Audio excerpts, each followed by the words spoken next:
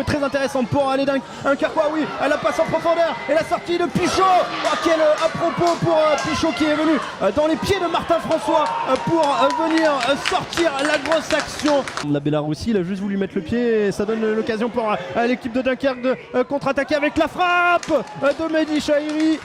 Allez, attention, Lebrun avec son pied gauche, où il est passé, Lebrun, il va pouvoir donner en retrait sûrement, il va s'appliquer, oh c'était bien joué encore, la parade de Mathieu Pichot. Se contente un peu plus de défendre, c'est très compliqué. Oh la tête de Pierre Charles, maintenant c'est Bélaroussi qui a remis dans l'axe, mais il n'y avait personne pour reprendre, et la frappe ensuite à côté de la cage.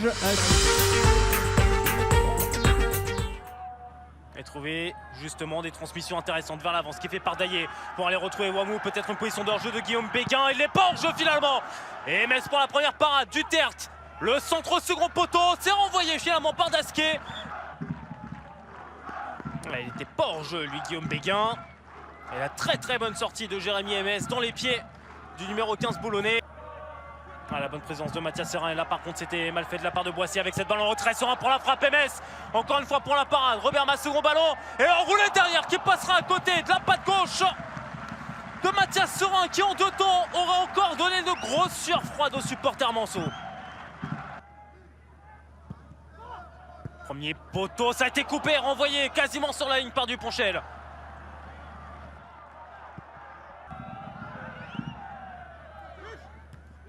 Bon, attention, c'est mal renvoyé. Lemonnier, oh, juste à côté de la cage d'Aurélie Mandanda. Contré par Fricache et Lemonnier qui ne parvient pas à redresser ce ballon vers le cadre. Deuxième corner de la rencontre pour Boulogne. Wamou pour le frapper au second poteau.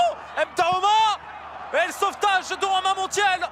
Sur reprise de Konaté et MS derrière pour la parade. S'arrêter un penalty, c'était la semaine dernière.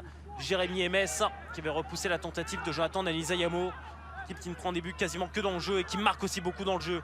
Avec Diarra en retrait, la frappe et la part de Réfi Mandanda sur le plat du pied gauche de Vincent Créan.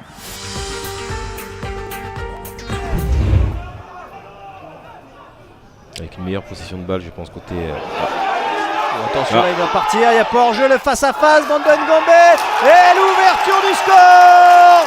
L'ouverture du score pour les joueurs de Drancy. Et le but, il est signé Serge Bando Ngombe, ça fait 1-0. Comme la plupart des corners pour le Stade Lavallois, c'est plutôt bien fait avec la tête.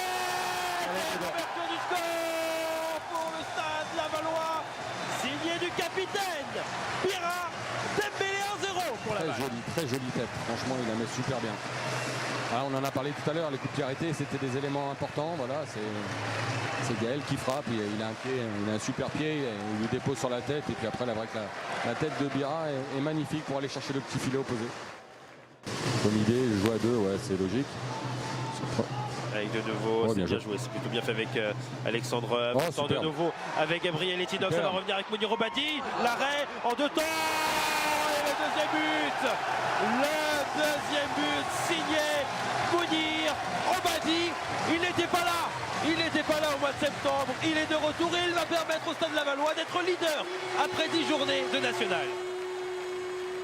C'est un match quand même qui a été relativement bien. Il ne faut pas que ce soit gâché malheureusement par certains problèmes avec les supporters qui sont juste derrière le but. Ouais, rouge. Et carton rouge pour Simon Pondémé. La colère de l'ancien gardien du Havre notamment. Difficile de savoir ce qui s'est passé parce qu'on n'entend pas, on est loin, on ne peut pas savoir véritablement ce qui s'est passé, mais une chose est sûre, c'est que c'est une fin de match gâchée. Allez, il va être frappé finalement, la tête, et on l'avait annoncé il y a quelques minutes, l'ouverture du score de cette équipe de Lyon, la Duchère, 1-0 pour les Duchérois. Et le but, il est signé de Youssoufa Ndiaye, le défenseur central. Nicolas Seguin qui sort plein axe là, qui remet ce ballon plein axe. Et ce ballon qui va être récupéré, très beau contrôle là de Guillaume Bosca qui va rentrer dans la surface de réparation. Guillaume Bosca, le centre, l'égalisation de Marignan Gignac. Et c'est le renard des surfaces C'est Jérémy Bru qui vient égaliser pour Marignane sur ce magnifique centre de Bosca. L'égalisation.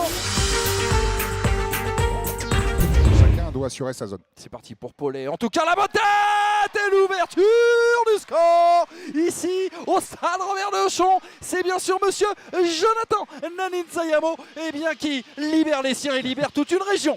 Le gaucher, l'ancien bien sûr des Sangliers sedanais. Et au premier poteau, la nouvelle tête. Et le deuxième but, encore une fois, sur un corner. QRM qui mène désormais 2 buts à 0. 2 buts sur coup de pied arrêté. Et le héros, en tout cas, sur celui-ci, qui fête d'ailleurs une très jolie naissance.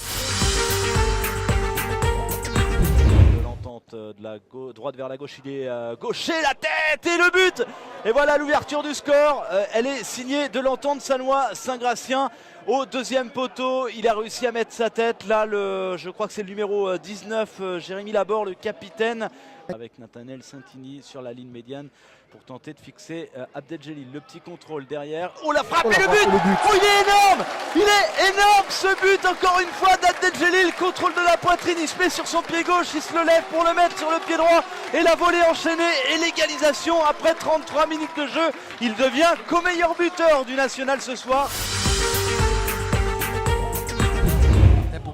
Bénédicte peut-être, ouais, c'est pas un super ballon, là pour Mahdi qui se présente seul, face à qui trouve au second ballon, Toko Edimo, et le but de Toko Edimo sur ce superbe service d'Ali Mahdi, après 26 minutes de jeu, le Football Club Villefranche-Beaujolais qui vient ouvrir le score. Pierre Ruffo la tête, le but du Gobonnet pour le redescendre au football sur ce corner, la magnifique tête du Gobonnet qui vient couper au premier poteau et crucifier Antoine Philippon. Ça va être le scénario du match. En tout cas, effectivement, Et déjà une première occasion dans cette partie. Ouais, une première occasion avec cette tête de CA de Fleury. Et encore avec ce centre renvoyé finalement par la défense des Bleus de l'US Concarneau. Ça revient sur les ciels et blancs tourangeaux avec Distal Zola qui s'essaye à la frappe. Et la belle parade, l'excellente parade en deux temps d'Enzo Basilio là. à l'image tout à l'heure de Fleury ou il y a 15 jours de Valentin Lavigne. Et attention à cette frappe sur la barre transversale. Il y a une position de hors-jeu ensuite. La plus grosse occasion, la voici du côté de Tours avec cette frappe contrée.